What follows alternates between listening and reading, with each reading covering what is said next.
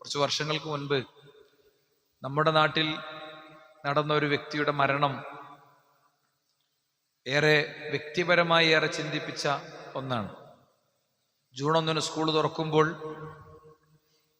മക്കൾക്ക് ബാഗും കുടയും വസ്ത്രവും പുസ്തകവും വാങ്ങാൻ വകയില്ലാത്തൊരു മനുഷ്യൻ ആ രാത്രിയിൽ അയാൾ ചിന്തിച്ചു കൂട്ടി അവസാനം ഭാര്യൻ്റെ അടുത്തുനിന്ന് ഉറങ്ങുന്ന കിടക്കപ്പായിൽ നിന്ന് എണീറ്റ് വളർത്തുന്ന ആടിൻ്റെ കയറ് അഴിച്ച് മാവിൻ കൊമ്പിൽ കെട്ടി അയാളുടെ ജീവിതം അയാൾ അവസാനിപ്പിച്ചു. അള്ളാഹു അദ്ദേഹത്തിന് പുറത്തു കൊടുക്കുമാറാകട്ടെ.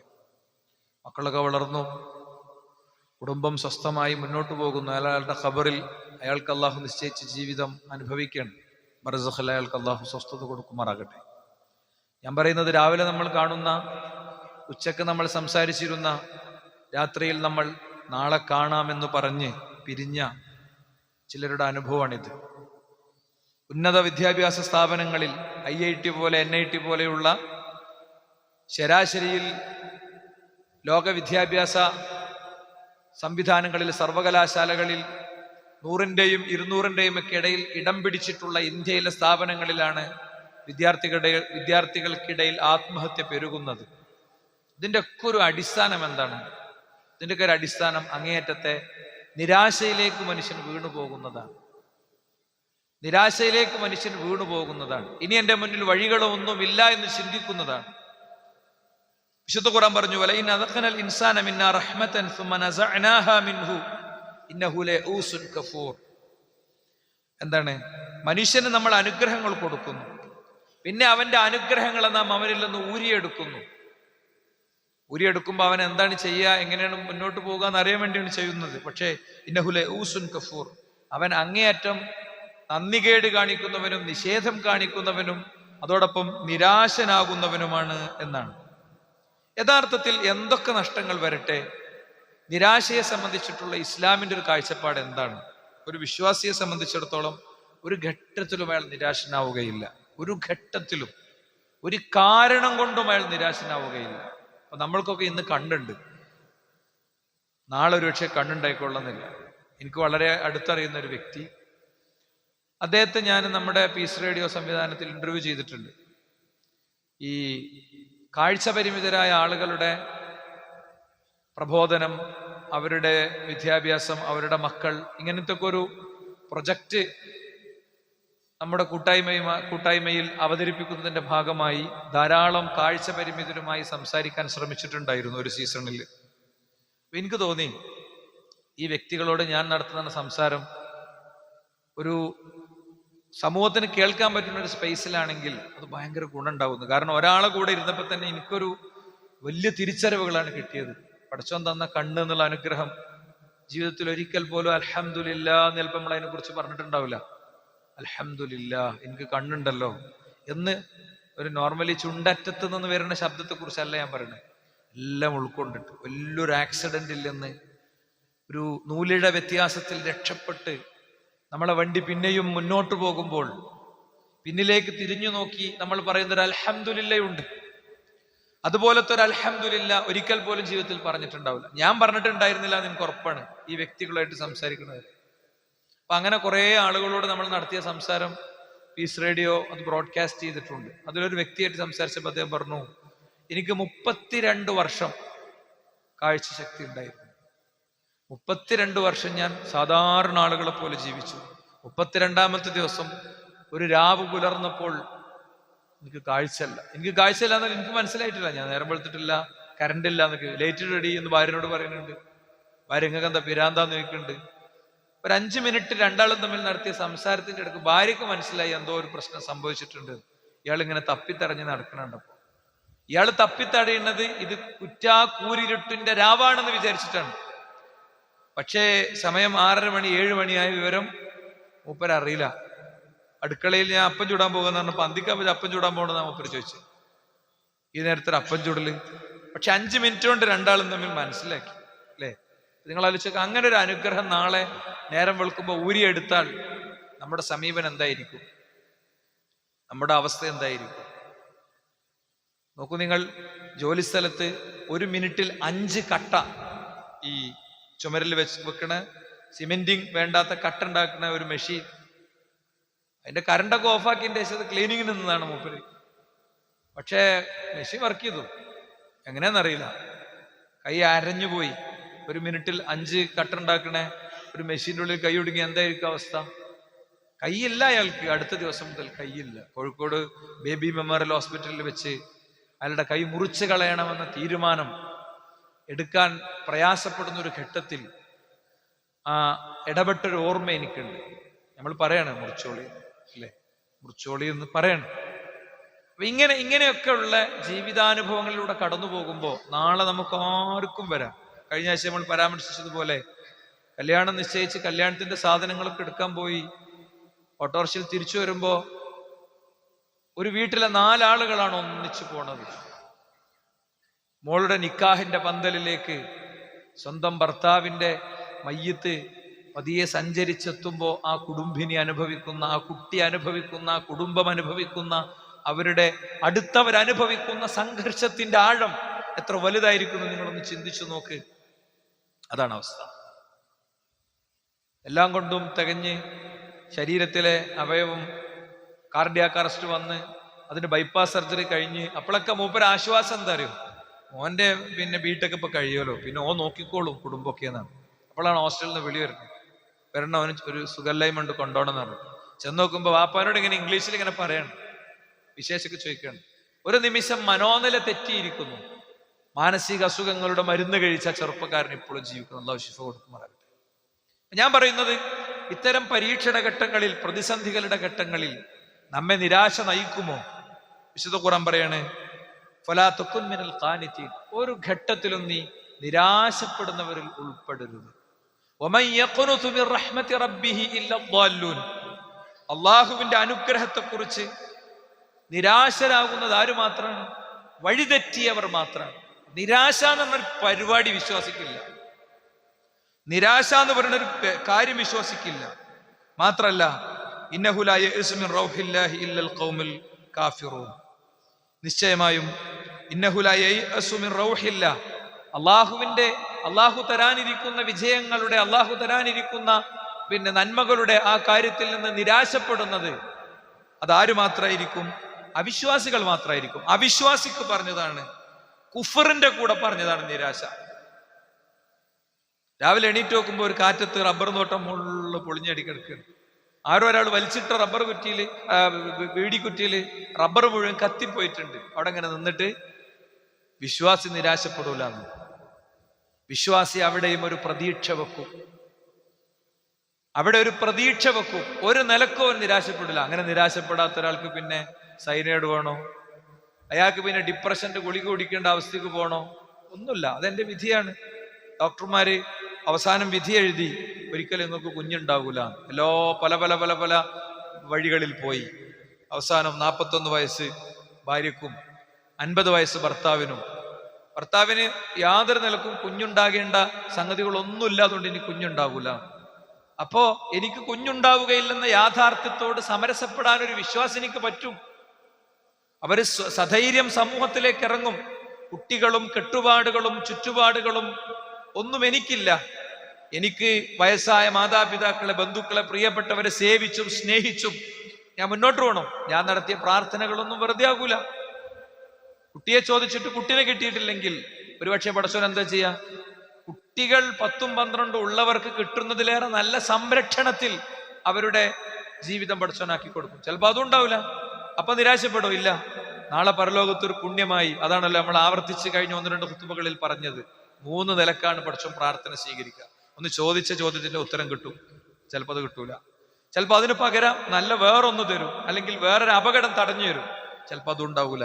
അപ്പൊ നാളെ പരലോകത്ത് അവനൊരു പുണ്യകരമായ അമലാക്കിയിട്ട് അതിനെ മാറ്റും. അവന്റെ മീസാനിൽ കനം തൂങ്ങുന്ന, ഒരിക്കലും അവസാനിക്കാത്ത ജീവിതത്തിലേക്കുള്ള ഉപകാരപ്പെടുന്ന ഒന്നാക്കിയിട്ട് അതിനെ മാറ്റുമെന്ന് നബി കരീം സല്ലല്ലാഹു അലൈഹി വസല്ലം തങ്ങൾ പഠിപ്പിച്ചു.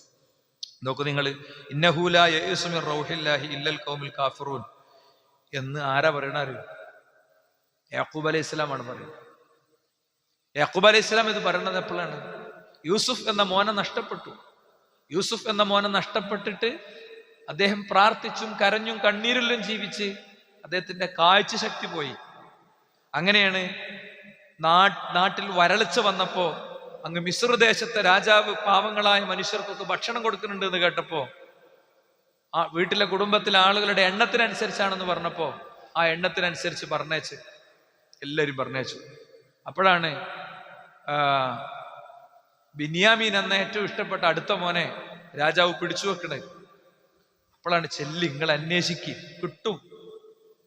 അള്ളാഹു ഒരിക്കലും വിശ്വാസിയെ വിഷമിപ്പിക്കൂല. പഠിച്ചോ നമ്മളെ സഹായിക്കും, നിങ്ങൾ ചെല്ലും. വയോധികനായ ഒരു പിതാവ് പറയണത് മനസ്സിലായില്ലേ? അവിടെയും ഒരു നിരാശയില്ല. മുമ്പ് നമ്മൾ പറഞ്ഞ പോലെ മഹാനായ അയ്യൂബ് അലൈഹിസ്സലാം, അദ്ദേഹത്തിന്റെ സമ്പാദ്യം മുഴുവൻ പോയി. 1-2 പ്രവാചകന്മാരാണ് സമ്പന്നരായി ഖുർആൻ പറഞ്ഞിട്ടുള്ളത്. സുലൈമാൻ നബി, അയ്യൂബ് നബി ഒക്കെയാണ് അതിസമ്പന്നനായിരുന്നു. സമ്പാദ്യം മുഴുവൻ പോയി.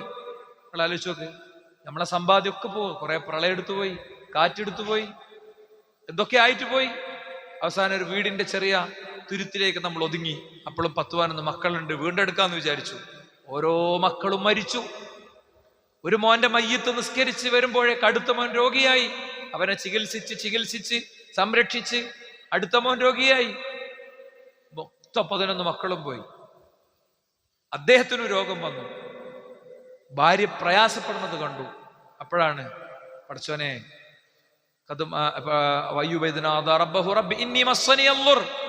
പടച്ചോനെ എന്നെ ദുരിതം ബാധിച്ചിരിക്കുന്നു,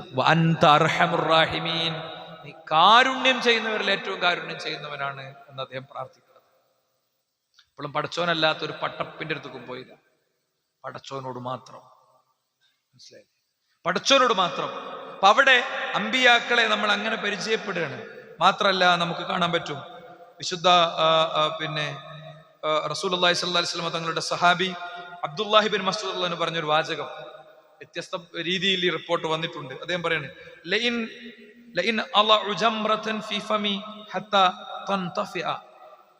ഒരു തീക്കണൽ ഞാൻ എൻ്റെ വായിൽ വെക്കുന്നു. അങ്ങനെ ആ തീക്കണൽ എൻ്റെ വായിൽ വെച്ച് എൻ്റെ വായിലെ ഉമനീരിന്റെ സ്പർശമേറ്റ് അതിങ്ങനെ ഉണങ്ങി ഒരു കരിക്കട്ടയായി അതിന്റെ തീ കെട്ടുപോകുന്നു. അങ്ങനത്തെ ഒരു സാഹചര്യം എനിക്ക് വന്നാലും ഞാൻ എന്തു പറയില്ല എന്നറിയോ? ലൈതൽ അംറു ലം യകുൻ ഹകദ, ഇങ്ങനെ ഒരു കാര്യം ഉണ്ടാകരുതായിരുന്നു എന്ന് ഞാൻ പറയില്ല. എന്തേ? അഹബ്ബു ഇലയ്യ മിൻ അൻ അഖൂല ലിഅംറിൻ ഖലാഹു അല്ലാഹു തആല. അല്ലാഹ് എനിക്കൊരു വിധി തന്നു. എൻ്റെ കുട്ടിയെ അല്ലാഹ് കൊണ്ടുപോയി, 3 മക്കളെ തന്നിട്ട് എൻ്റെ ഭാര്യനെ അല്ലാഹ് കൊണ്ടുപോയി. കുടുംബമൊക്കെ ഒന്ന് ആശ്വാസത്തിലായി. കഴിക്കാൻ പറ്റണ ഭക്ഷണം, ഉപ്പാക്ക് ഉദ്ദേശിക്കണ കാര്യം വാങ്ങിക്കൊടുക്കാൻ പറ്റണ നേരായപ്പോഴേക്കും മൂപ്പര് മരിച്ചുപോയി. നല്ല വീടൊക്കെ വെച്ച് ആ വീട്ടിൻ്റെ ഉള്ളിൽ, ചോരാത്ത വീട്ടിൻ്റെ ഉള്ളിൽ താമസം വന്നപ്പോഴേക്ക് അതിനെക്കുറിച്ച് അവിടെ മോനൊരു വീട് വെക്കണം എന്ന് പറഞ്ഞ് ചൂണ്ടിക്കാണിച്ചു തന്ന ഉമ്മ മരിച്ചുപോയി. അങ്ങനെയൊക്കെ ഉണ്ടായാലും ഞാൻ എന്തു പറയില്ല, ഇങ്ങനെയൊന്നും ആകാൻ പാടില്ലായിരുന്നു പടച്ചോന്റെ വിധി എന്ന് ഞാൻ പറയില്ല. എങ്ങനെയാണെങ്കിൽ എൻ്റെ വായിൽ ഇരുന്നിട്ട് ഒരു തീക്കണൽ ഇങ്ങനെ എന്താ പറയാ അണഞ്ഞു പോകാൻ മാത്രം പ്രയാസം ഞാൻ അനുഭവിക്കേണ്ടി വന്നാൽ പോലും ഞാൻ അങ്ങനെ പറയില്ല. അതാ ഞാൻ പറഞ്ഞത്, വിശ്വാസിക്ക് നിരാശയേ ഇല്ല, ഒരു കാര്യത്തിലുമില്ല. പേപ്പറൊക്കെ പോയി, വിചാരിച്ച് കോഴ്സൊക്കെ പാളി അല്ലേ, ഉമ്മേറ്റ് പ്രശ്നമാണ്, ഭാര്യ ഉമ്മയും തമ്മിൽ പ്രശ്നമാണ്, ഒക്കെ ആണെങ്കിലും വിശ്വാസി എന്ത് ചെയ്യണം? ആ പ്രശ്നത്തിലെ ഒരു ഇസ്ലാമിക സമീപനം സ്വീകരിച്ച് ഒളിച്ചോട്ടമല്ല വേണ്ടത്. വാപ്പ മുണ്ടണില്ല, വാപ്പാന്റെ അടുത്ത് എങ്ങനെ ചെന്ന് സംസാരിച്ചിട്ടും വാപ്പക്ക് ബോധ്യപ്പെടുന്നില്ല. എനിക്കറിയാം എൻ്റെ ഒരു സുഹൃത്ത്, അള്ളാഹു അദ്ദേഹത്തെ സഹായിക്കട്ടെ, +2 പ്രായത്തില് അദ്ദേഹത്തിന് അള്ളാഹുവിനോട് മാത്രമേ ചോദിക്കാനും പറയാനും പാടുള്ളൂ എന്ന് മനസ്സിലായി. ആയത്തുകൾ, തെളിവുകൾ, പ്രമാണങ്ങളൊക്കെ വെച്ചിട്ട് പടച്ചോനല്ലാത്തവരോട് ജീവിതത്തിലെ പടച്ചോനോട് മാത്രം പറയേണ്ട കാര്യങ്ങൾ പറഞ്ഞാൽ സ്വർഗം ഉണ്ടാവില്ല എന്ന് മനസ്സിലായി. അതല്ല പൊറുക്കാത്ത പാപാണ്. അമ്പിയാക്കളത് പോലും പൊറുക്കൂല എന്ന് പറഞ്ഞതാണ്. ഇബ്രാഹിം നബി അലൈഹി ഇസ്ലാം അദ്ദേഹത്തിന്റെ ഉപ്പാക്ക് വേണ്ടി വർത്താനം പറഞ്ഞു പരലോകത്ത്. വർത്താനം ഹദീസ് കാണാം, പടച്ചോനെ എൻ്റെ ഉപ്പാക്ക് സ്വർഗം കൊടുക്കണേന്ന്. പടച്ചോൻ പറഞ്ഞു, നിനക്ക് അവകാശമില്ലാത്തത് ചോദിക്കരുത്. ഇബ്രാഹിം നബി അലൈഹി ഇസ്ലാമിന്റെ ഉപ്പ ഒരു നികൃഷ്ട ജീവിയായി നരകത്തിലേക്ക് മറിഞ്ഞു വീണ് അദ്ദേഹം കണ്ടു. ഇങ്ങനത്തെ ഒക്കെ കേട്ടപ്പോ അദ്ദേഹം സമീപനം സ്വീകരിച്ചു. അപ്പൊ വാപ്പ വീട്ടിൽ നിന്ന് പുറത്താക്കി. ഏതൊരു ഉസ്താദ് മുച്ചിമ കയറ്റി വാപ്പാനെ, വാപ്പ വീട്ടിൽ നിന്ന് പുറത്താക്കി. പിന്നെ ഉസ്താദിന് വേണ്ടിയില്ലെന്നായി. പിന്നെ ഉസ്താദ് തിരിച്ചെടുക്കാൻ പറഞ്ഞിട്ടും വാപ്പ എടുത്തില്ല. അയാൾ നിരാശനായില്ല, അയാൾ പ്രതീക്ഷയോടെ മുന്നോട്ട് പോയി. ഇപ്പോഴും പോവാണ്, വിദേശത്ത് പോയി, ജോലിയായി, ഒരു കല്യാണം കഴിഞ്ഞു, പരീക്ഷണം വന്നു, ഡിവോഴ്സ് ചെയ്തു, അടുത്ത കല്യാണം കഴിഞ്ഞു, നല്ല ഹാഫത്തായ ഒരു പെൺകുട്ടിനെ കല്യാണം കഴിച്ചു, സ്വസ്ഥമായിട്ട് ജീവിക്കുന്നു, സ്വന്തമായൊരു വീട് വെച്ചു. ഇതൊക്കെ ആയിട്ടു ഉമ്മയും അയാളും തമ്മിൽ മുഖാമുഖം കണ്ടാൽ ത്വലാക്ക് പോകുന്നു. വാപ്പ പറഞ്ഞു, നിങ്ങളൊന്ന് ആലോചിച്ച് നോക്ക്, പരീക്ഷണം എത്രത്തോളം വലുതാണെന്ന്. പക്ഷെ അയാൾ ഉൾക്കൊണ്ട നന്മയിൽ പിടിച്ചു നിന്നു. മനെ ഫോണിൽ വിളിക്കും, നേരിട്ട് കാണാന്നല്ലേ ഉള്ളൂ. വാപ്പാക്ക് കാർഡിയാക് അറസ്റ്റ് വന്നു. വാപ്പാനെ ചികിത്സിക്കാനുള്ള ഫുള്ള് പൈസയും കൊടുത്തത് മോനാന്നറിഞ്ഞപ്പോ ആ നിമിഷം കടം വാങ്ങി വാപ്പ തിരിച്ചു കൊടുത്തു. യുദ്ധം തുടരുകയാണ്. അള്ളാഹു അദ്ദേഹത്തിന്റെ മനസ്സിന് അളവ് കൊടുക്കട്ടെ, അള്ളാഹു അദ്ദേഹത്തിന്റെ മനസ്സിന് വിശാലത കൊടുക്കട്ടെ. അതൊക്കെ ആദ്യം മൂച്ചുമ കയറ്റിയവരൊക്കെ പിന്നെ മൂപ്പരോട് പലതരക്കും പറഞ്ഞിട്ടും പ്രത്യേകിച്ചൊന്നും സംഭവിച്ചില്ല. മനസ്സിലായില്ലേ? അപ്പൊ ഞാൻ പറയണത്, ഇങ്ങനെയൊക്കെ സംഭവിച്ചാലും എന്താ പ്രയോഗം എന്താണ് പറയാ, ലൈത്തൽ അംറു ലം യകുൻ കദ, ഇങ്ങനെ ആകാൻ പാടുണ്ടായിരുന്നില്ല. പടച്ചോൻ വിധിച്ചൊരു വിധിയെക്കുറിച്ച് അങ്ങനെ ഒരിക്കലും ഞാൻ പറയില്ല എന്ന് മഹാനായ ഇബ്നു മസ്ഊദ് റളിയല്ലാഹു അൻഹു പറയാണ്. അതുകൊണ്ട് തന്നെ നിരാശ എപ്പോഴാണ് വരിക എന്നുള്ള ചോദ്യത്തിനൊരു ഉത്തരമുണ്ട്. ഒന്ന്, മനുഷ്യന് അൽ-ഇസ്തിഅജാലുൽ ഇൻസാനിൽ ഉമൂർ, കാര്യം വേഗമായി കിട്ടാനുള്ളൊരു ധൃതി ഉണ്ടാവും. വില്ലേജ് ഓഫീസിൽ പോയി 6 വട്ടം പോയി, പേപ്പർ റെഡി ആയില്ല, ഭയങ്കര നിരാശ, ഭയങ്കര സങ്കടം, ഭയങ്കര പ്രതിഷേധം, ഭയങ്കര വിഷമം അല്ലേ? ഒപ്പിട്ടെന്നില്ല. നമ്മളയാളെ കയറി കുറെ തെറി പറഞ്ഞു, അയാൾ കോളറിന് പിടിച്ചു, നിയമപരമായി ജോലി തടസ്സപ്പെടുത്തി എന്നുള്ള കേസിൽ നമ്മൾ നേരെ അറസ്റ്റിൽ. പ്രത്യേകിച്ച് ഒന്നും സംഭവിക്കണില്ല. അതിന്റെ അർത്ഥം എന്താ? ആ പേപ്പർ കിട്ടാൻ വേണ്ട അനുബന്ധങ്ങളൊന്നും ചെയ്യേണ്ടതാണ്, ഒക്കെ നമുക്ക് ചെയ്യാം. പക്ഷേ നമുക്ക് ഉള്ളിൽ നിരാശ ഉണ്ടാകാൻ പാടില്ല. അപ്പൊ നമ്മളെന്താ വിചാരിക്കണ്ടേ, ഇതെനിക്ക് കിട്ടേണ്ട നേരെ ആയിട്ടില്ല, ആവുമ്പോൾ കിട്ടും. വളരെ ചെറുപ്പക്കാരികളായ 21, 22, 23 വയസ്സുള്ള അയലോകത്തുള്ള പെൺകുട്ടികളൊക്കെ കല്യാണം ഇങ്ങനെ കഴിഞ്ഞു പോകുമ്പോൾ 35, 40 വയസ്സായിട്ടും ഒരു പുരുഷന്റെ സ്പർശത്തിന്റെ ഇടം കിട്ടാതെ വേദനയോടുകൂടെ കഴിയുന്ന ഒരു പെൺകുട്ടി, അവരുടെ കുടുംബം അവരാലോചിക്കേണ്ട എന്താ? നല്ല പ്രാർത്ഥിക്കുക. കിട്ടുമ്പോ ആയുസ്സിലെ കുറച്ചു കാലമായിരിക്കും, പക്ഷെ ആയുസ്സിലെ കുറച്ചു കാലം സ്വർഗീയ ജീവിതമായിരിക്കും, സന്തോഷകരമായ ജീവിതമായിരിക്കും. എനിക്കുണ്ടാകും, ഒരു വിഷമം എനിക്കുണ്ടാകൂല എന്ന് ആത്മാർത്ഥമായി വിചാരിക്കുക. നിരാശ എന്നതൊരു വിശ്വാസിയെ പറ്റി പറഞ്ഞൂടാ, ഉണ്ടായിക്കൂടാ. വക്കാനൽ ഇൻസാൻ അജൂല, സൂറത്ത് ഇസ്രായേൽ ഖുർആൻ പറഞ്ഞു, മനുഷ്യന് ധൃതി കൂടുതലാണ്, മനുഷ്യന് ധൃതി കൂടുതലാണ് എന്നാണ്. മാത്രല്ല, എങ്ങനെയാണ് ഇതിനെ അതിജീവിക്കാന്ന് വെച്ച് കഴിഞ്ഞാൽ, ഒരാൾ അള്ളാഹുവിനെ ഒരു കാര്യം ഏൽപ്പിച്ച അവൻ അള്ളാഹ് മതി. അള്ളാഹിനെ ഏൽപ്പിച്ച കാര്യത്തിന് പിന്നെ വേറുള്ളടത്തേക്ക് പോകരുത്. ദുന്യാവിന്റെ കാര്യം ചെയ്യേണ്ടെന്നാണോ? ദുന്യാവിൽ നമ്മൾ ചെയ്യേണ്ട എല്ലാ സ്റ്റെപ്പും നമ്മൾ ചെയ്യണം. അതുകൊണ്ടാണ് നബി കരീം സല്ലല്ലാഹു അലൈഹി വസല്ലം തങ്ങൾ പറഞ്ഞത് എന്താ, ഒരാളെ ഒട്ടകത്തെ അവിടെ കെട്ടിട്ടിട്ട് നബിന്റെ സദസ്സക്ക് മണ്ടി കയറി സാസിയൊക്കെ, അപ്പോ കെട്ടിട്ടിട്ട് വന്നു. അവർ നബിയെ ഞാൻ തവക്കുലാക്കിയിട്ടുണ്ട് എന്നാണ്. കെട്ടിയിട്, എന്നിട്ട് തവക്കുലാക്കുന്നത്. അപ്പോൾ നമ്മൾ ചെയ്യേണ്ട കാര്യമൊക്കെ നമ്മൾ ചെയ്യണം. ജോലിയില്ല, ഒരു ജീവിത വഴിയില്ല സഹോദരന്മാരെ, ജോലിയില്ല, ജീവിത വഴിയില്ല. എന്താ? നമ്മള് പരമാവധി അതിനെക്കുറിച്ച് പഠിക്കണം. പല പല സംവിധാനങ്ങളുണ്ട്. ചെറുപ്പക്കാർ കുറച്ച് അധികം പങ്കെടുക്കുന്ന സദസ്സ് എന്നുള്ളവർക്ക് പൊതുവേ ഒരു മിനിറ്റ് ഞാൻ ജോലിനെ കുറിച്ച് പറയലുണ്ട്. നാട്ടിലങ്ങനെ സ്ഥിരമായിട്ട് എല്ലാവരും ചെയ്യണ കുറെ സംഗതി തന്നെ പോകുക എന്നുള്ളതൊന്നുമല്ല. സർക്കാരിനും സംവിധാനങ്ങൾക്കൊക്കെ ജോലി നിർദ്ദേശിക്കുന്ന കുറെ അതിനായിട്ടുള്ള ചില ഓഫീസുണ്ട്. വില്ലേജ് ഓഫീസ് നമുക്കില്ലേ, പഞ്ചായത്ത് ഓഫീസില്ലേ, അതേപോലെ തൊഴിൽ സാധ്യതകൾ പറഞ്ഞു തരണ ഇടങ്ങളുണ്ട്. അവിടെയൊക്കെ പോയിട്ട് നമ്മൾ ഉദ്ദേശിക്കുന്ന ഒരു തൊഴിൽ എന്താണ്, അതിന്റെ സാധ്യത എന്താണ്, അതൊക്കെ പഠിക്കണം. പഠിക്കാതെ കൊണ്ടുപോയിട്ട് ഒന്നായിട്ടാണ് പൈസ ഇറക്കും. എന്നിട്ട് പിന്നെ അങ്ങനെ ചക്രശ്വാസം വലിച്ചിരിക്കും. മുൻകരുതലും തഖ്തീത്തും പ്ലാനിങ് എന്നുള്ളത് വിശ്വാസിയെ പോലെ നിർവഹിക്കേണ്ട വേറെ ആരുമില്ല. ഒരു പ്ലാനിങ്ങും ഇല്ലാതെ കൊണ്ടുപോയി ചാടിയിട്ട് നിരാശ വേണ്ടാറിഞ്ഞിരിക്കലല്ല. നോക്കൂ, നിങ്ങൾ മഹാനായ നബി കരീം സ്വല്ലല്ലാഹു അലൈഹി വസല്ലം അള്ളാഹ് പറഞ്ഞത് പ്രകാരമാണ് എങ്ങോട്ട് പോയത്? മദീനത്തേക്ക് പോയത്. അള്ളാഹ് പറഞ്ഞത് പ്രകാരം മദീനത്തേക്ക് പോകുമ്പോ എന്തൊക്കെ പ്ലാൻ ഉണ്ടാക്കണം. യാത്ര പുറപ്പെടേണ്ടതിന്റെ മുമ്പത്തെ ദിവസങ്ങളിൽ തന്നെ അദ്ദേഹം എന്ത് ചെയ്യുന്നു? സിദ്ദീഖ് റളിയല്ലാഹു അൻഹുവിനോട് യാത്രാവാഹനം റെഡിയാക്കാൻ വേണ്ടി പറയുന്നു. സിദ്ദീഖ് റളിയല്ലാഹുവിന്റെ വീട്ടിൽ അന്ന് അദ്ദേഹത്തിന്റെ മോള് നിറവയറുമായിട്ട് നിൽക്കുകയാണ്, ഗർഭിണിയാണ്. ഗർഭിണിയായ എന്നോട് പോയാണല്ലോ നബി ഇത് ആവശ്യപ്പെട്ട്, ഞാൻ ഇപ്പൊ എങ്ങനെ പോവുക? നമ്മൾ അങ്ങനെയൊക്കെ ചിന്തിക്കുക. ഒരു ഒഴിവ് കഴിവ് പറഞ്ഞേക്കാന്നൊക്കെ വിചാരിച്ചോ? ഇല്ല. നോക്ക് നിങ്ങൾ, മഹാനായ അലി റളിയല്ലാഹു അൻഹുവിനെ പ്രവാചകൻ കിടക്കണോടത്തേക്ക് കിടത്തിയിട്ട് പുതപ്പ് മേലെ ഇടുകയാണ്. അലി റളിയല്ലാഹുവിനെ തെരഞ്ഞെടുത്ത എന്താ? അദ്ദേഹം ഖുറൈശി കുടുംബത്തിലെ ഏറ്റവും പ്രഗത്ഭനായ മനുഷ്യന്റെ ഇഷ്ടപ്പെട്ട പുത്രനാണ്. ഒരു പിടി മണ്ണ് വാരിട്ടു. റസൂലുള്ളാഹിന്റെ മണ്ണ്, ഒമാ റമൈത ഇദ റമൈത്, നബി എങ്ങളല്ല എറിഞ്ഞത്. അത്ഭുതം കാണിച്ച നബിയല്ല, അത് പടച്ചോന്റെ മുഅ്ജിസത്താണ്. നമ്മളെ നാട്ടിൽ മുഅ്ജിസത്തും കറാമത്തും ഒക്കെ എന്ന് പറഞ്ഞാൽ കച്ചവടത്തിന്റെ ഏറ്റവും വലിയ സംഭവം. എപ്പോ ആണെങ്കിലും ആർക്കും എങ്ങനെ എന്തു ആക്കി കൊടുക്കാം. ആൺകുട്ടിനെ പെൺകുട്ടിയാക്കുന്നു, പെൺകുട്ടിനെ ആൺകുട്ടിയാക്കുന്നു, രോഗം വേണ്ട എന്ന് പറയുന്നു, അല്ലേ? നിങ്ങൾ സാമൂഹ്യ മാധ്യമങ്ങളൊക്കെ ശ്രദ്ധിച്ചാൽ അറിയാം, ഭയങ്കര തള്ളു കഥകളുടെ മലവെള്ളപ്പാച്ചിലിന്റെ നടുക്ക് കൂടെയാണ് വിശ്വാസി സമൂഹം കടന്നു പോകുന്നത്. ഇരിക്കട്ടെ, അപ്പൊ എന്തായാലും ആ ഒരുക്കങ്ങളൊക്കെ നടത്തുന്നു, വാഹനം തയ്യാറാക്കുന്നു, ഭക്ഷണം ഒരുക്കുന്നു. എന്തേ, ഒരു ജനതക്ക് അള്ളാഹു ആകാശത്തുനിന്ന് ഭക്ഷണം ഇറക്കി കൊടുത്തിട്ടുണ്ട്. റസൂലുള്ളാഹിക്ക് ബുറാഖിൽ അള്ളാഹിനെ കൊണ്ടുപോയിട്ടുണ്ട്. ഇതൊക്കെ ഉണ്ടായിട്ട് എന്തേ റസൂൽ വാഹനം ഒരുക്കിയേ? പ്ലാനിങ് ആണത്. എനിക്കും നിങ്ങൾക്കുള്ള പാടാണ്. പോകുമ്പോ പ്രവാചകൻ വഴികാട്ടിയെ സ്വീകരിക്കുന്നു. ഗൂഗിൾ മാപ്പ് ഒന്നുമില്ല, ആണ് കാണുന്നിടത്ത് വെച്ച് അവിടെ എത്താന്നൊന്നുമല്ല. പോകുമ്പോൾ ഇടത്താവളം സൗറുഗുഹ സ്വീകരിക്കുന്നു. വഴിയിൽ ഒരാള് അമുസ്ലിമായ ഒരു മനുഷ്യൻ വഴികാട്ടിയായി മുന്നോട്ട് പോകുന്നു. പിന്നിലോ പ്രവാചകൻ, പ്രവാചകന്റെ ഒട്ടകം, അതിന്റെ പിന്നിൽ സിദ്ദീഖ് റളിയല്ലാഹു അൻഹു. മുന്നിൽ നിന്നും പിന്നിൽ നിന്നുമുള്ള ആക്രമണങ്ങൾക്ക് പ്രതിരോധം തീർക്കാൻ അദ്ദേഹം നിൽക്കണേ. അതിന്റെ പിന്നിലോ ആട്ടിൻ കൂട്ടങ്ങളെയും തെളിച്ചുകൊണ്ട് ഒരാട്ടിടയൻ. എന്തിന്? ഈ നടന്നു പോകുന്ന വഴിയിലെ കാൽപ്പാടുകൾ കാണാതിരിക്കാൻ. ഇതിന്റെയൊക്കെ മുമ്പ് അങ്ങ് മദീനയിൽ പ്രവാചകൻ ചെല്ലും മുമ്പ് അവിടെ ഒരു മണ്ണൊരുക്കുന്നുണ്ട്, മനസ്സൊരുക്കുന്നുണ്ട്. ആരെ വിടുന്നത്? മിസ്അബ് ഇബ്നു ഉമൈർ എന്ന സുന്ദരനായ മികച്ച സംഭാഷണ മികവുള്ള, ആര് പറഞ്ഞാലും പേരറിയുന്ന ഗോത്രത്തിലെ വ്യക്തിയെ ഇസ്ലാമിന്റെ അംബാസിഡറായി അങ്ങ് മദീനയിലേക്ക്.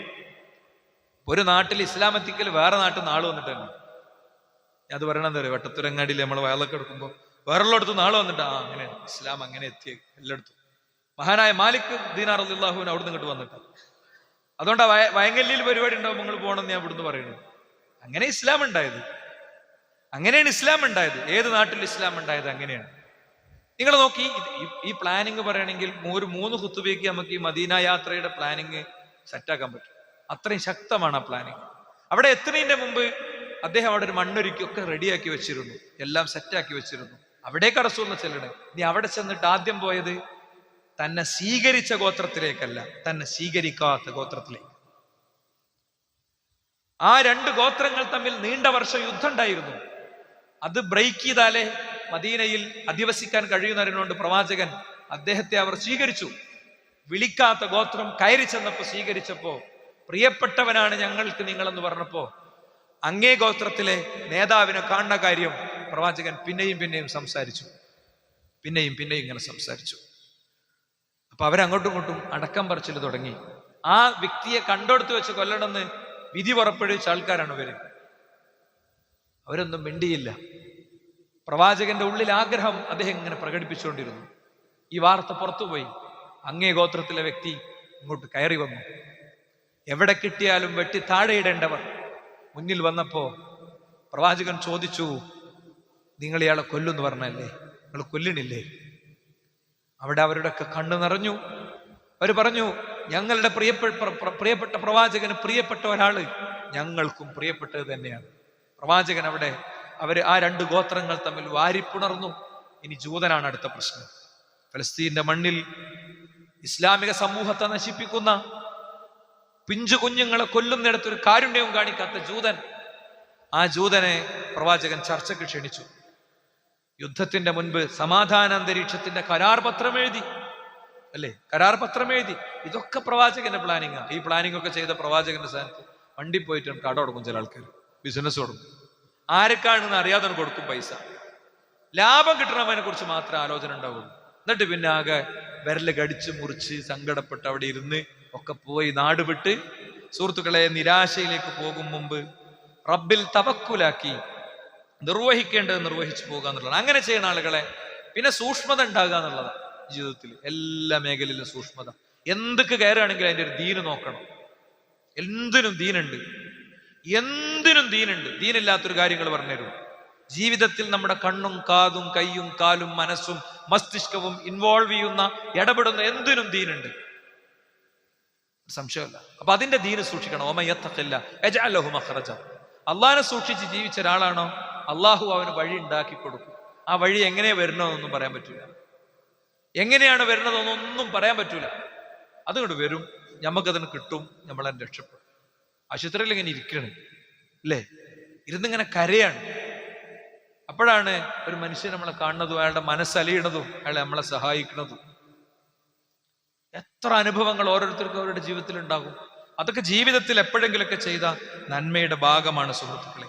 അതുകൊണ്ട് ഇമാം ഷൗക്കാനി റഹിമഹുല്ലാ പറഞ്ഞിട്ടുണ്ട്, ഫമൻ വന്ന ബി റബ്ബിഹിൽ ഖൈറ, ആരെങ്കിലും അള്ളാഹുവിനെ കൊണ്ട് നന്മ ചിന്തിച്ചാൽ ആമലഹുല്ലാഹു സുബ്ഹാനഹു വ തആല ഹസ്ബുന്നിഹി, അവൻ വിചാരിക്കണ വിചാരത്തിന്റെ ഒപ്പം ഉണ്ടാവും. പടച്ചോൻ എന്നോട് വലിയ കാരുണ്യമുള്ള ആളാ, ഇത്രയൊക്കെ ആയിട്ട് എന്നെ എങ്ങനെ ആക്കിയല്ലോ അൽഹംദുലില്ലാ. നേരെ തിരിച്ച് നമ്മളെ കൂടെ ക്ലാസ്സിൽ പഠിച്ച 10ാം ക്ലാസ്സിൽ പഠിച്ച ഓനെങ്ങനെ നോക്കിയിട്ട് ഓനിപ്പം എന്താ ഗൾഫിൽ 5 സൂപ്പർ മാർക്കറ്റ്, വലിയ സംഗതി, ഭയങ്കര സംഭവം. ഈ പറയുന്ന സൂപ്പർ മാർക്കറ്റിന്റെ ഉടമ ഒരു രാത്രി ഉറങ്ങുണ്ടാവില്ല. കോടികളുടെ കടവും ബാങ്ക് പലിശക്കായിട്ട് സ്വീപ്പാകായിരിക്കും. ഞമ്മക്ക് കിട്ടുന്ന 750 റുപ്യ നിത്യവരുമാനത്തിൽ കുഞ്ഞുങ്ങളുടെ പുഞ്ചിരി കണ്ട് ഇവിടെ നാട്ടില് ഭാര്യയുടെ കൂടെ തണുത്തുറഞ്ഞ രാത്രിയിൽ ചേർന്നുറങ്ങി മുന്നോട്ട് പോകുകയായിരിക്കും.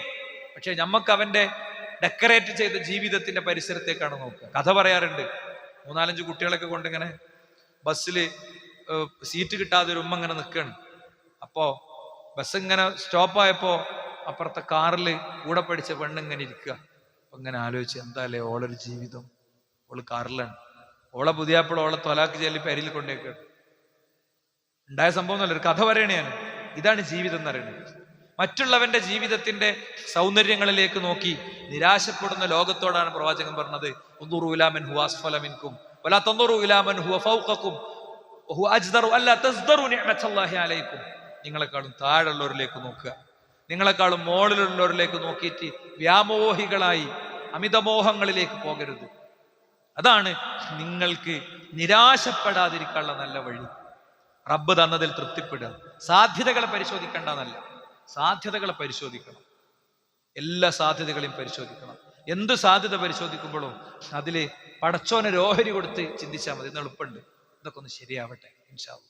ഞാൻ അങ്ങനെ എനിക്ക് ശരിയായി വന്ന എൻ്റെ കച്ചവടത്തിന്റെ 1% വാർഷിക വരുമാനത്തിൽ 1% ഞാൻ ഇന്ന കാര്യത്തിന് കൊടുക്കും. ഒന്ന് ചിന്തിച്ചു നോക്ക്. അതിൽ നമ്മളൊരു ഇൻവെസ്റ്റ്മെന്റ് പരലോകത്തേക്കുള്ളത് ഉണ്ടാക്കി വെച്ചു. എനിക്കറിയുന്ന ഒരു ഡോക്ടർ ഉണ്ട്, അയാൾക്ക് കിട്ടുന്ന വരുമാനത്തിന്റെ 2.5% എന്നും ഒരു അക്കൗണ്ടിലേക്ക് ഫോർവേഡ് ചെയ്യും. വർഷം തികഞ്ഞതിന് ശേഷം സ്വന്തം സ്വത്ത് 590 ഗ്രാം വെള്ളിയുടെ അളവിന്റെ അപ്പുറത്ത് ഉണ്ടെങ്കിൽ മാത്രമാണ് സക്കാത്ത് കൊടുക്കേണ്ടത്. പക്ഷെ അയാൾ 2.5% എന്നും എടുത്ത് ഫ്രീ ആക്കും. അങ്ങനെ ചെയ്യേണ്ട കാര്യമൊന്നുമില്ല. സ്വതക്കയും സക്കാത്തും ഒക്കെ കൊടുക്കാനായിട്ട് പൈസ ഉണ്ടാവും. ആ അക്കൗണ്ടിൽ നിന്ന് അയാൾ വേറൊന്നിനും പൈസ എടുക്കൂല. അതയാളെ വസിയ്യത്താണ്. അപ്പൊ പ്രായോഗികമായി ജീവിതത്തിൽ ഇത്തരം കാര്യങ്ങളിലേക്ക് പോകുമ്പോൾ നമുക്ക് ശരിയാം വിധം കാര്യങ്ങളായിട്ട് മുന്നോട്ട് പോകാൻ പറ്റും. നോക്കൂ, നിങ്ങൾ പ്രവാചകൻ സല്ലല്ലാഹു അലൈഹി വസല്ലം തങ്ങൾ എവിടെ നിരാശപ്പെടുന്നില്ല.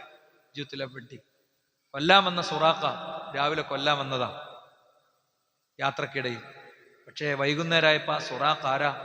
വിശ്വാസിയാണ്. രാവിലെ പ്രവാചകനെ കൊല്ലാമെന്ന സുറാഖ അന്ന് രാവണയും മുമ്പ് വിശ്വാസിയാണ്. പ്രവാചകൻ സല്ലല്ലാഹു അലൈഹി വസല്ലം തങ്ങളുടെ കഴുത്തിൽ കൊടൽമാല ചാർത്ത് ആരാന്ന് ചോദിച്ചു.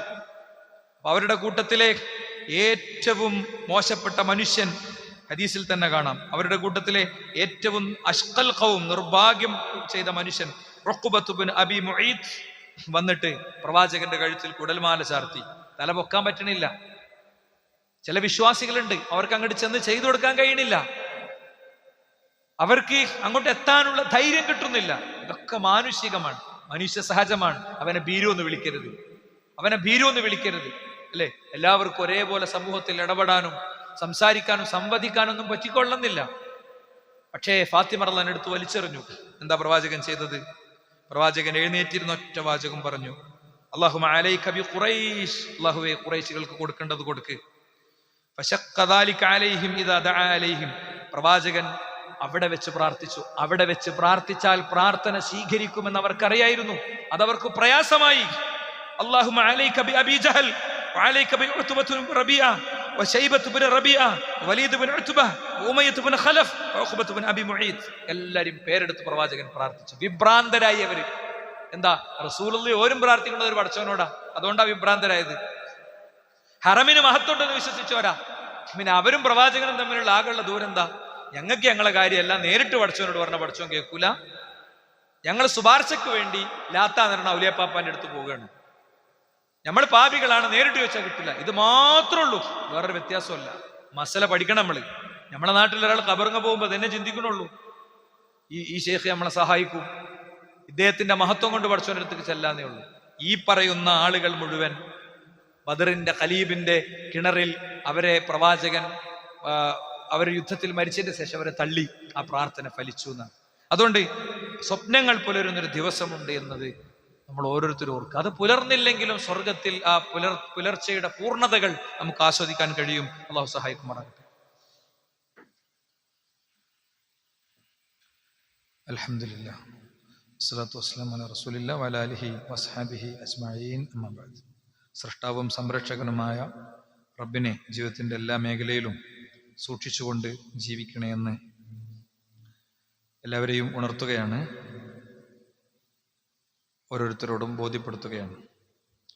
സഹോദരങ്ങളെ, നമ്മളൊക്കെ മനസ്സിലാക്കുന്നത് പോലെ വിശുദ്ധ ഖുർആനിലെ ഒരു വചനമാണ് ഇന്ന മഅൽ ഉസ്രി യുസ്ര.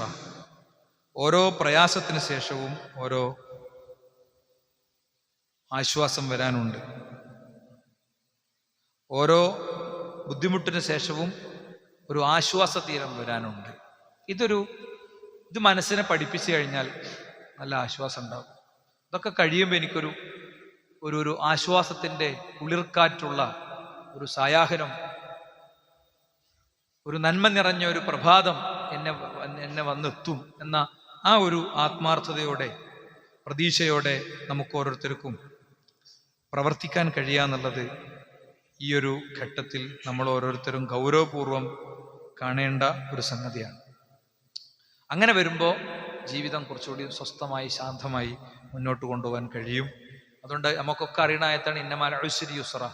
ഓരോ ഉസ്റിൻ്റെയും കൂടെ ഒരു യുസ്റുണ്ട് എന്ന ആ ആയത്ത് മനസ്സിൽ വെച്ച് ജീവിതത്തെ ചിട്ടപ്പെടുത്താൻ ശ്രമിക്കുക. അള്ളാഹു നമ്മിൽ നിന്ന് സ്വീകരിക്കുമാറാകട്ടെ. അവൻ്റെ യഥാർത്ഥ മോമിനുകളിൽ, മുഖ്ലിസുകളിൽ, മുത്തഖ്വീങ്ങളിൽ അവൻ നമ്മൾ ഉൾപ്പെടുത്തുമാറാകട്ടെ. ലോകത്തെമ്പാടും വേദന അനുഭവിക്കുന്ന മുസ്ലിം ജനസമൂഹങ്ങൾക്ക് അള്ളാഹു ആശ്വസ്ത കൊടുക്കുമാറാകട്ടെ. മഹാമാരികളിൽ നിന്ന് അള്ളാഹു നമ്മെ കാത്തുരക്ഷിക്കുമാറാകട്ടെ. ഫാസിസ്റ്റുകളുടെ തന്ത്രത്തെ അള്ളാഹു തകർക്കുമാറാകട്ടെ. ഗസ്സയിലെ മനുഷ്യർക്ക് അള്ളാഹു ഏറ്റവും വലിയ ഉയർത്തെഴുന്നേൽപ്പിനെയും ഉയർച്ചയെയും അള്ളാഹു പ്രദാനം ചെയ്യുമാറാകട്ടെ. അല്ലാഹുമ്മ ഗ്ഫിർ ലിൽ മുഅ്മിനീന വൽ മുഅ്മിനാത്ത്. اللهم اعز الاسلام والمسلمين وذل الشرك والمشركين. ربنا آتنا في الدنيا حسنه وفي الاخره حسنه ربنا وقنا عذاب النار. امين امين برحمتك يا ارحم الراحمين. الحمد لله رب العالمين.